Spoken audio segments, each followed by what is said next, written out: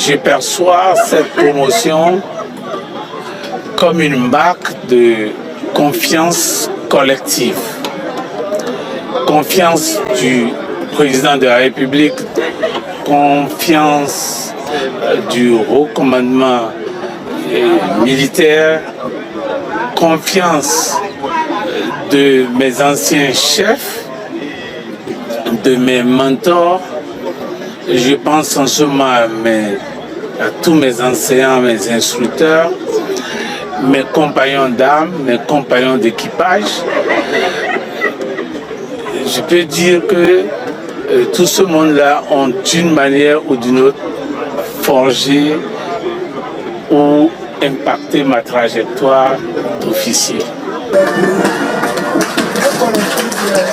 Pilote de ligne, ancien chef d'état-major de l'armée de l'air et directeur du cabinet militaire du président depuis 2016, Bertin Bada incarne un parcours exemplaire et une carrière cohérente au service de la défense nationale.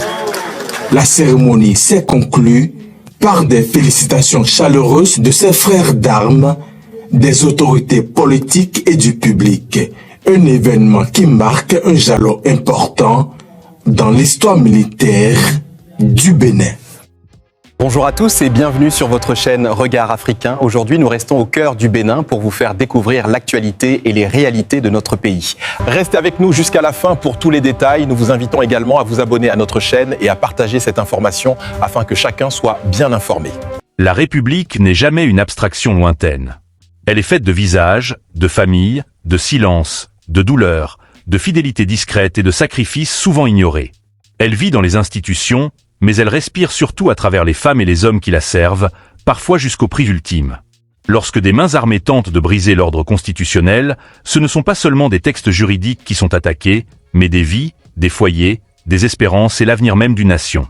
C'est dans ce contexte lourd de sens et chargé d'émotions que la Cour constitutionnelle du Bénin, conduite par son président, le professeur Kossi Dorothée Sosa, s'est rendue au domicile du général de division Bertin Bada, chef de cabinet militaire du président de la République, Patrice Talon, pour lui témoigner la solidarité de la République tout entière après la disparition tragique de son épouse, Madame Berthe Bada, victime collatérale d'une tentative criminelle de renversement de l'ordre établi. Ce déplacement, loin d'être un simple geste protocolaire, s'inscrit dans une tradition républicaine profonde où les institutions ne se contentent pas de fonctionner, mais assument leur dimension humaine, morale et symbolique. La Cour constitutionnelle, gardienne des équilibres fondamentaux de l'État, a tenu à rappeler par sa présence que la République ne laisse jamais seuls ceux qui paient, parfois dans leur chair, le prix de sa défense. En franchissant le seuil du domicile endeuillé du général Bertin Bada, les 7 sages ont porté avec eux la compassion de la nation, mais aussi un message clair et sans ambiguïté. Aucun coup d'État, aucune violence politique, aucune ambition armée ne saurait être tolérée ni justifiée. La disparition de Madame Berthe Bada n'est pas un fait divers. Elle s'inscrit dans une séquence historique douloureuse où des individus, aveuglés par la soif du pouvoir ou par des calculs funestes, ont cru pouvoir imposer leur volonté par les armes, au mépris de la souveraineté populaire, de la Constitution et de la paix sociale. Toute tentative de coup d'État est un crime contre la nation.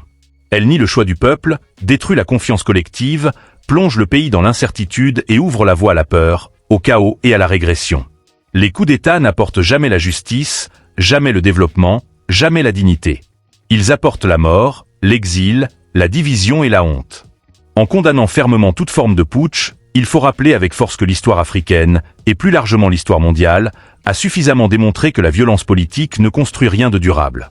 Chaque coup d'État laisse derrière lui des veuves, des orphelins, des traumatismes profonds et des cicatrices qui mettent des décennies à se refermer.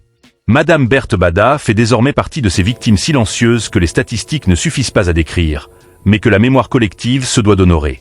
Elle n'était pas une combattante armée, elle n'était pas engagée dans une lutte politique, mais elle a payé de sa vie l'irresponsabilité de ceux qui ont choisi la voie de la force contre celle du droit. Lorsque le président de la Cour constitutionnelle a déclaré que Madame Berthe Bada s'était éteinte dans l'intérêt de la République, ces mots n'étaient ni excessifs ni symboliques. Ils traduisaient une vérité profonde et douloureuse. Car chaque victime d'un coup d'État manqué ou réussi est une victime de l'anti-république. Chaque vie brisée rappelle que la stabilité constitutionnelle n'est jamais acquise et qu'elle exige une vigilance constante, une loyauté sans faille et un engagement collectif en faveur de la paix. Le recueillement observé lors de cette visite fut aussi un moment de pédagogie civique silencieuse. En se tenant aux côtés du général Bertin Bada, La Cour constitutionnelle a montré que la force d'un État ne réside pas seulement dans ses armes ou ses lois, mais dans sa capacité à rester humain face à la douleur, ferme face à l'illégalité et uni face à la menace. Le général, homme de devoir et de discipline, a exprimé une douleur contenue, digne, à l'image de ceux qui servent l'État sans jamais chercher la reconnaissance publique. Ces mots, empreints de retenue, ont rappelé que derrière chaque uniforme se cache un cœur, une famille, une histoire, et que les coups d'État frappent toujours au-delà de leurs cibles immédiates. Condamner les coups d'État, ce n'est pas seulement dénoncer un acte illégal, c'est refuser une logique de destruction. C'est affirmer que le pouvoir ne se prend pas par la force, mais se reçoit du peuple. C'est rappeler que la Constitution n'est pas un obstacle à contourner, mais un pacte à respecter. C'est dire que les armes ne doivent jamais parler à la place des urnes. Ceux qui tentent de renverser un régime par la violence prétendent souvent agir au nom du peuple, mais ils ne parlent qu'en leur propre nom, et leurs actions trahissent toujours les intérêts réels de la nation. La République béninoise, à travers ses institutions, a fait le choix clair de la légalité, du dialogue, de la continuité démocratique et du respect de l'ordre constitutionnel. Ce choix doit être protégé, défendu et transmis. Aucun grief politique, aucune frustration personnelle, aucune ambition déçue ne peut justifier l'usage de la force contre l'État. Les désaccords se règlent par le débat, les élections, les réformes et les voies prévues par la loi. Toute autre voie est une impasse dangereuse. La visite de la Cour constitutionnelle a également rappelé que la justice constitutionnelle n'est pas détachée des réalités humaines. Elle est incarnée par des femmes et des hommes conscients de leurs responsabilités historiques. En signant le livre de condoléances, le président Dorothée Sosa a inscrit des mots qui resteront comme un témoignage durable de la reconnaissance de l'État envers une femme tombée à cause de la folie des armes. Ces mots disent aussi l'impuissance du langage face à la perte, mais ils affirment la volonté de ne pas oublier. Il est essentiel que les générations présentes et futures comprennent que chaque coup d'État, même avorté, affaiblit la nation. Il instille la peur, fragilise les institutions, détourne les énergies du développement et compromet l'avenir. La condamnation des coups d'État doit donc être totale, ferme, sans nuance ni complaisance. Elle doit être portée par les institutions, par la société civile, par les leaders religieux, par les éducateurs et par chaque citoyen conscient de ses responsabilités. La République n'est pas un champ de bataille. Elle est un espace de coexistence, de règles partagées et de respect mutuel. La stabilité politique est une condition essentielle du progrès économique, social et culturel. Chaque tentative de rupture brutale de l'ordre constitutionnel retarde les écoles, les hôpitaux, les routes, les opportunités pour la jeunesse. Elle détourne des ressources précieuses vers la sécurité au détriment du bien-être collectif. En rendant hommage à Madame Berthe Bada, c'est aussi à toutes les victimes anonymes des violences politiques que la nation rend hommage. C'est un appel à la mémoire, mais aussi à la responsabilité. Plus jamais ça. Plus jamais des familles brisées au nom d'ambitions personnelles. Plus jamais des vies sacrifiées sur l'autel de la déstabilisation. Plus jamais des armes contre la République. La force d'un pays se mesure à sa capacité à dire non à la violence, non à l'illégalité, non au coup d'État, quelles que soient les circonstances. Elle se mesure aussi à sa capacité à entourer, soutenir et honorer ceux qui souffrent pour avoir été proches des serviteurs de l'État.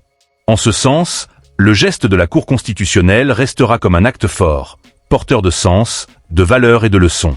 La douleur du général Bertin Bada est celle d'un homme, mais elle est aussi celle d'une nation confrontée à ses fragilités et à ses ennemis intérieurs. Sa dignité dans l'épreuve rappelle que le courage ne s'exprime pas seulement sur les champs de bataille, mais aussi dans la capacité à continuer, à servir et à croire malgré la perte. Son témoignage, sobre et profond, doit être entendu comme un appel silencieux à la paix et à la fidélité républicaine. Aucune république ne peut prospérer dans la peur. Aucune démocratie ne survit à la banalisation des coups de force. Le rejet absolu des coups d'État est donc un devoir moral, politique et historique. C'est une exigence pour l'avenir, un hommage aux victimes du passé et une promesse faite aux générations futures. Que la mémoire de Madame Berthe Bada demeure comme un rappel permanent du prix humain de l'instabilité politique. Que son sacrifice involontaire renforce la détermination collective à défendre la Constitution, la paix et la légalité. Et que chaque citoyen, à son niveau, comprenne que la République se protège chaque jour, non par la violence, mais par le respect des règles, la vigilance démocratique et le refus catégorique de toute aventure putschiste.